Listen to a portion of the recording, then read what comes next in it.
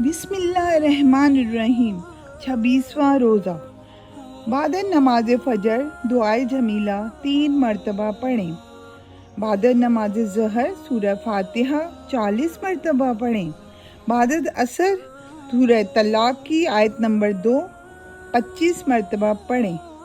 بسم اللہ الرحمن الرحیم فَإِذَا بَلَغْنَا أَجَلَهُنَّ فَأَمْسِكُوهُنَّ بِمَعْرُوفٍ أَوْ فَارِقُوهُنَّ بِمَعْرُوفٍ وَأَشْهِدُوا ذَوَيْ عَدْلٍ مِّنكُمْ وَأَقِيمُوا الشَّهَادَةَ لِلَّهِ ذَلِكُمْ يُوعَظُ بِهِ مَنْ كَانَ يُؤْمِنُ بِاللَّهِ وَالْيَوْمِ الْآخِرِ وَمَن يَتَّقِ اللَّهَ يَجْعَل لَهُ مَخْرَجًا۔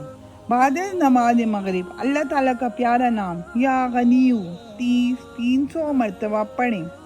بعد نماز عشاء سورہ فاتحہ 40 مرتبہ پڑھیں اور اس کے بعد دعائے نجات 25 مرتبہ اور دعا کریں۔ دعائے نجات کُلًّا یُصِیبَنَا إِلَّا مَا كَتَبَ اللَّهُ لَنَا هُوَ مَوْلَانَا وَعَلَى اللَّهِ فَلْيَتَوَکَّلِ الْمُؤْمِنُونَ۔ فائدہ: اس دعا کے پڑھنے سے لکھی ہوئی تقدیر بھی بدل جاتی ہے اور برے حالات کو اللہ تعالیٰ اچھے کے ساتھ بدل دیتے ہیں۔